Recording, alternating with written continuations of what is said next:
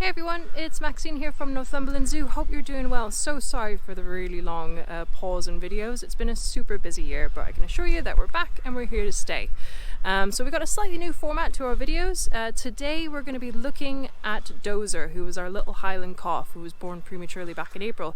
And today is his last ever milk bottle feed. So we're going to be catching up with our keepers here in a few minutes and getting to see that. We also had Peaches, who was born, who was the other little Highland Calf that actually was born naturally and looked after by her mum. And we're also going to be separating her off and putting her in with Dozer too. So it's going to be quite an exciting episode. Of course, for those of you who don't know who Dozer is, here's a little recap.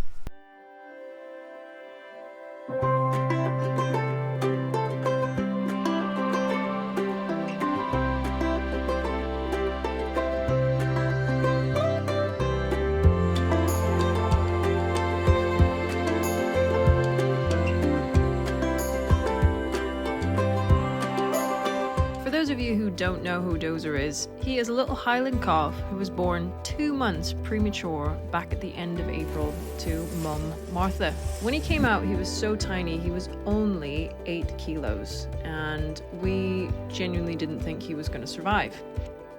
From day one, it was quite clear that he was a little fighter, so because of this, we decided to give him the best chance that we could. There was a lot of long, sleepless nights trying desperately to get milk into him. The hardest thing was trying to keep him warm, because obviously when they are born, they're born with lovely big shaggy coats. But when he's 2 months premature, he didn't have that. We had to get creative with keeping him warm, and we had him wrapped up in our capybara house. We had him wearing knitted jumpers. We even resorted to using a hairdryer, and I had the fire on in my house in May. So all these things trying to keep his core temperature up, because that's what he needed in order to keep drinking milk.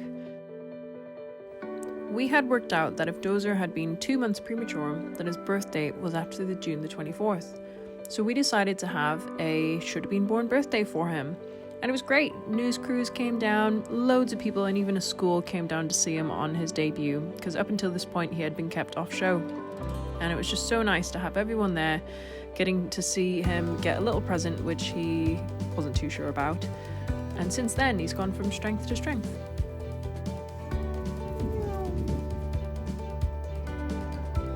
Meanwhile, Anna, our other Highland cow, gave birth to little Peaches.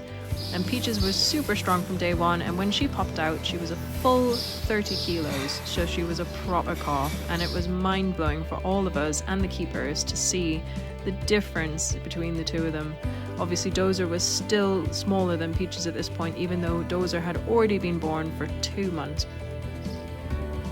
It's been one hell of a roller coaster for all involved, but now we're super happy to be at this point where Dozer's finally able to be weaned off of milk.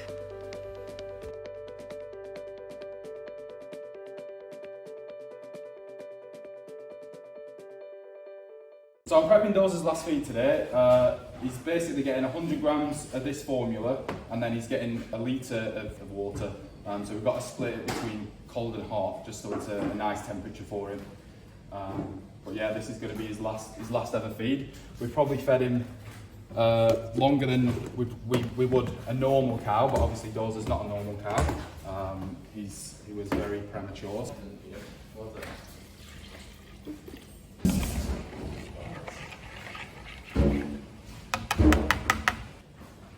Low 40s, high 30s ideally.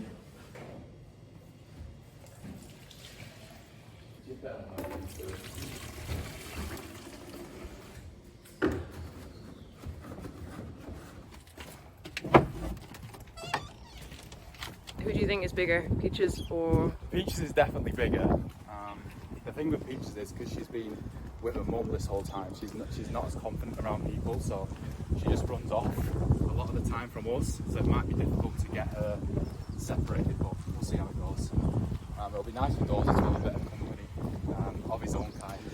He's had company, just not from the other cows, so we didn't want to put him in with the other cows just because he was so small. We just didn't want him to get squashed basically by the adults.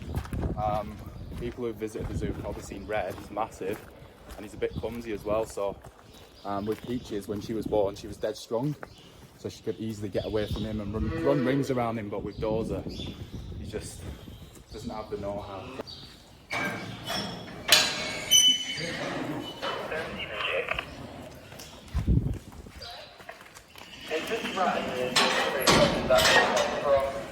Look at the size of him. I feel like he's definitely past the size he should be having milk now, but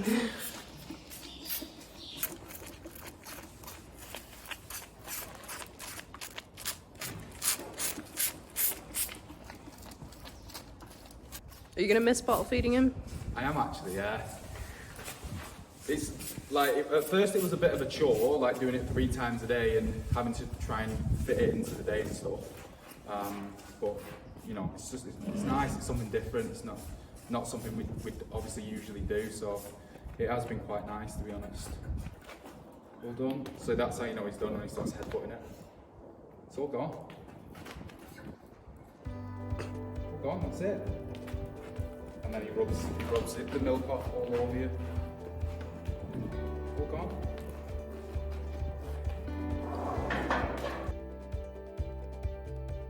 While Dozer was finishing off his last feed, the keepers were up the field trying to separate Peaches away from her mum. This wasn't an easy task because she's quite clingy, but she really likes Red. So we knew if we got Red across, then Peaches would follow.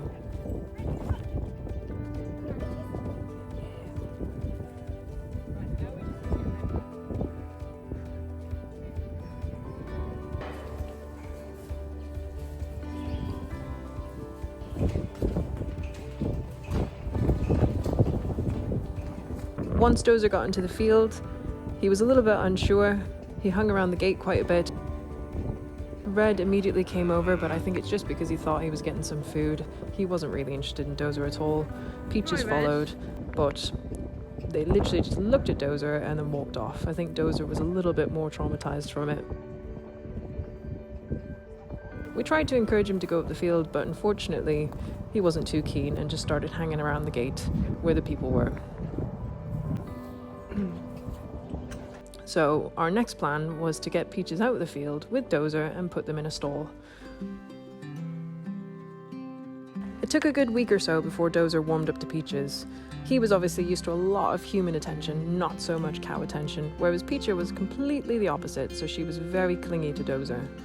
So when we let them out for little runs round, it looked like they were running around together, but actually I think it was just Peaches chasing Dozer.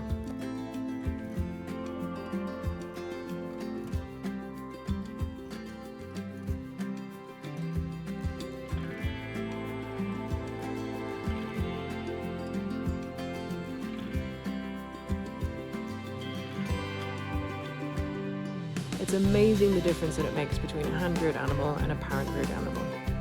But both are doing great, and you can see them both at the zoo every day, over in the barn or out and about in the paddock.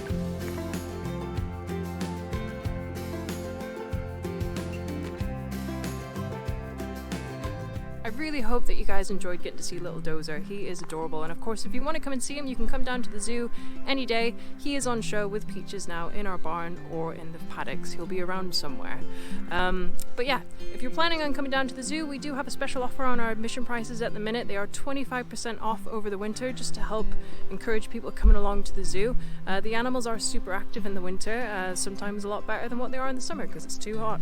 So it's a good time of year to come and visit. All you need to do is download our brand new zoo app, and through there you'll get a little voucher which will give you 25% off admission. You just have to enter the code on our website. And of course there's lots of other really cool functions about the app too, so it'll help you plan your day. You can see what events we've got on, and there's loads of other vouchers for food and gifts too. So head on over to the App Store or Google Play, and you can download it on there. It's just Northumberland Zoo.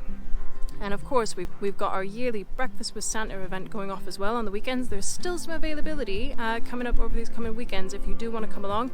Basically come into the Bear Falls Cafe, get to have amazing cooked breakfast done by our staff, and then Santa comes in and everyone gets a lovely present. So it is really, really nice. And if you haven't seen, we have got a wreath making workshop this year as well, which is a new one for us. The wreaths are super duper quality, and you get to take it home, and there's a little zoo decoration on them too. So do head over to our website for any more information, or check it out on our app as well. And of course, If you haven't done already, please do subscribe to our channel and like this video. Every little helps. Now, on next week's episode, we're going to be having a look at honey extraction. So our little apiary that's over by the snow leopards, we've got 6 hives in total. We've produced almost 50 kilos of honey this year, and we've got to get the honey out of the hives, off the honeycomb and into jars so that you guys can buy them in the shop. So join us next week to see what that process is all about. Until then, see you later.